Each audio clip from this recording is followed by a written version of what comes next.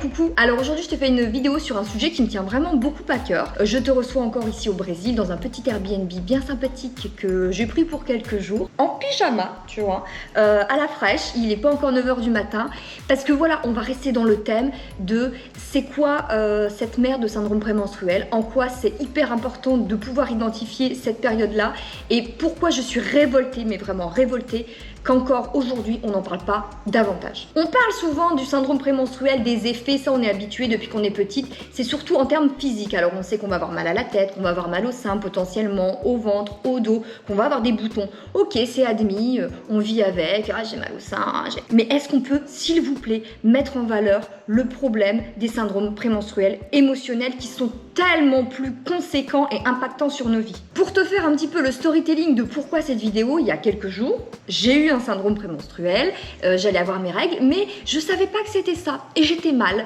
j'étais pas bien et comme d'habitude en fait j'ai ce qu'on appelle du spotting, c'est-à-dire que j'ai des petites saignées avant les vraies règles, j'arrive à me repérer, à me dire ah tiens je vais avoir mes règles dans pas longtemps, sachant que je ne suis plus sous pilule depuis des années, mon cycle varie donc c'est jamais hyper sûr. Sauf que là, pas de spotting, donc pas de signe précurseur pouvant me dire ok je vais avoir bientôt mes règles. Et je me retrouve un soir déprimée, dépressive, tout va mal et je peux pas faire le lien avec le syndrome prémenstruel et mon état. Jusqu'à ce que je me fasse surprendre le lendemain matin au réveil par une saignée et de me dire ah mais c'était donc pour ça là ma déprime hier soir. J'ai donc fait une petite story sur Instagram expliquant mon état. D'ailleurs, rejoignez-moi sur Instagram, ça s'affiche ici, parce qu'on continue, on discute de sujets et d'autres, on fait des blagues, des fois on râle, le lien est en barre d'infos. Et en faisant cette story, je reçois moult messages de personnes me disant ah, mais est-ce que ce serait pas pour ça que chaque mois, je suis en colère, je suis agressive, je suis triste?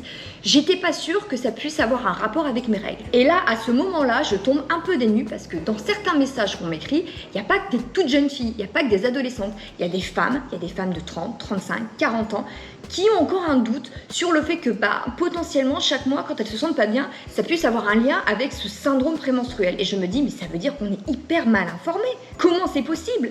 Et je me suis souvenu de ma propre histoire. Et c'est ça que je vais vous raconter notamment. Tout le monde devrait savoir ce que c'est qu'un syndrome prémenstruel. Les hommes, les femmes, tout le monde. Malheureusement, on est souvent très très mal informé. Et quand je dis mal informé, c'est via les personnes qui devraient nous expliquer ça.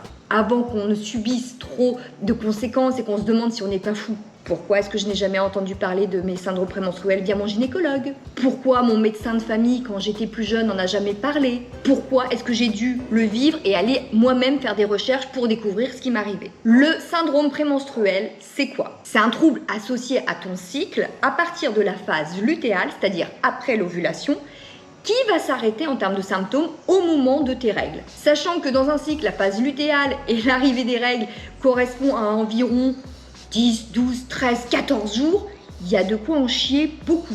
À partir de cette période, en fait, tu as ton niveau d'œstrogène qui va commencer à baisser, ce qui va entraîner des problématiques dues aux hormones type angoisse, nervosité, etc., etc. Et surtout, une baisse de concentration de la sérotonine. Et la sérotonine, c'est quoi? C'est ce qu'on appelle communément l'hormone du bonheur. Donc en gros, on est en train de nous dire que chaque mois, parce que c'est comme ça, c'est la nature, chez la femme, une fois par mois, tu vas voir ta petite hormone du bonheur comme ça disparaître, te dire bah écoute, moi je vais prendre des RTT, je reviens le mois prochain. Alors évidemment, c'est pas exactement une hormone, c'est un neurotransmetteur. Bon, enfin bon, vous savez, scientifiquement on s'en fout. Clairement, ce qu'on veut savoir, c'est qu'est-ce qui nous arrive. Et ce qui nous arrive, s'il vous plaît, c'est que quand même, en tant que femme, on doit lutter chaque mois avec des assaillis d'hormones comme ça qui baissent, moins d'oestrogène, moins de sérotonine, etc., etc. et faire comme si tout était normal dans notre vie, alors qu'en fait, il y a un chamboulement intérieur réel. Et je dis bien réel, nous ne sommes pas folles. On n'est pas en train de s'inventer des histoires, on n'est pas hystérique. Il se passe vraiment des dérèglements hormonaux au sein de notre corps et qu'on est obligé de gérer avec tout le reste de notre vie. Et c'est vraiment ça qui me désole et qui me révolte, parce qu'en n'entendant pas suffisamment de choses sur ce sujet, en ne prévenant pas assez les gens quels qu'ils soient, on laisse réellement à l'abandon des personnes avec leur mal-être, parce qu'être chamboulé par ces hormones, être en manque de sérotonine, c'est réellement commencer à aller dans des états de déprime. Pour parler un petit peu de mon histoire et vous dire à quel point en fait j'ai découvert le syndrome prémenstruel hyper tard dans ma vie, alors que je suis plutôt une fille connectée, curieuse, qui se renseigne, etc. Je vous parle de ma découverte, je ne l'ai pas réalisée il y a 10 ans. Je l'ai découverte peut-être il y a 4 ans, 5 ans grand maximum. J'étais dans une période de ma vie un petit peu complexe, en ce sens que j'avais eu des problématiques avec des gens, amicalement, j'avais eu des ruptures amicales, bref, comme tout à chacun, on a des petits soucis et puis ça peut impacter émotionnellement. Mais j'avais un chéri, j'étais bien, bref... je voyais de temps en temps un thérapeute pour me soulager et je pensais vraiment que j'allais bien, que j'allais mieux dans ma vie. Et chaque mois, pourtant, je me retrouvais en bad, je me retrouvais pas bien, j'étais triste, j'étais malheureuse, ça réactivait en fait mes douleurs, je me sentais seule, je me sentais isolée, j'avais l'impression que personne ne m'aimait, que j'avais pas d'amis. Je repensais finalement à ce que j'avais l'impression de ne pas avoir réglé, voilà, amicalement, la perte de certaines personnes dans ma vie. Et je me suis dit réellement, Céline, ça fait des mois que tu vois un thérapeute, que tu es soignée, que tu es suivie, à chaque fois tu replonges, c'est sûr, ton diagnostic est le bon, tu es une dépressive chronique. Et le fait de me dire que j'étais dépressive chronique, ça rajoutait encore plus de bad mood à mon état parce que je me suis dit, voilà, tu t'en sortiras jamais, c'est tout.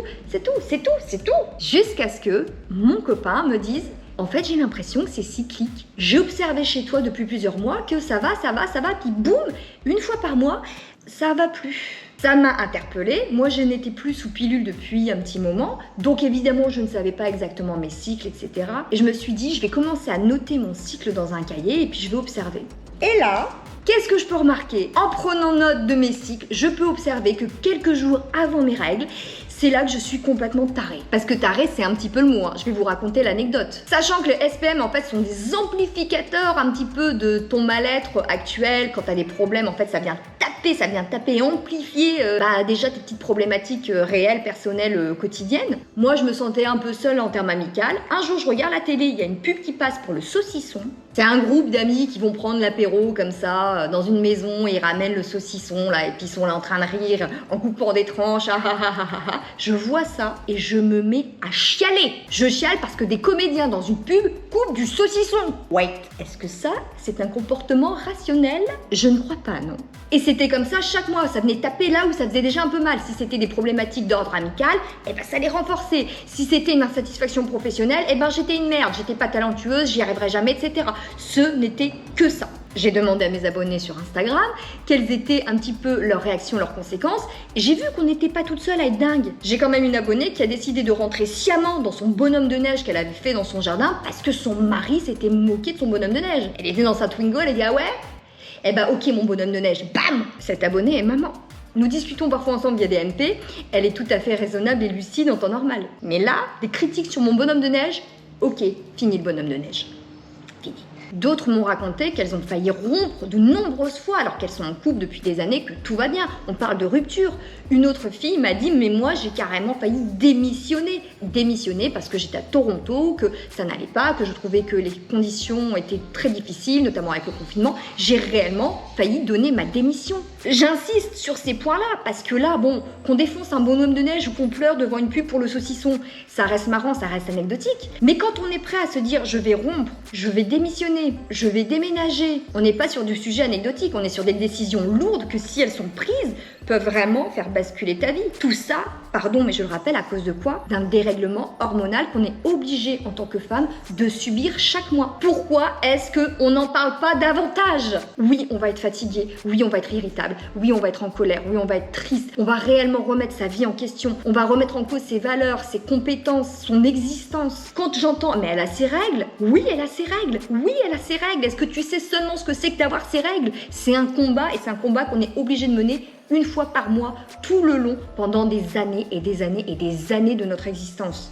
Oui, elle a ses règles. Et je voudrais profiter de cette vidéo parce que là je parle du SPM, mais il y a encore quelque chose de plus grave et alors là c'était tout nouveau pour moi en termes de découverte. Il s'agit des TDPM, troubles dysphoriques prémenstruels, et c'est une forme aggravée du syndrome prémenstruel. Et quand on en est atteint, là réellement on peut avoir des envies suicidaires. J'ai fait quelques petites recherches et concrètement on nous dit que c'est un mal à l'origine un peu mal connu et complexe. Mais qu'est-ce qu'attend la science pour se pencher dessus?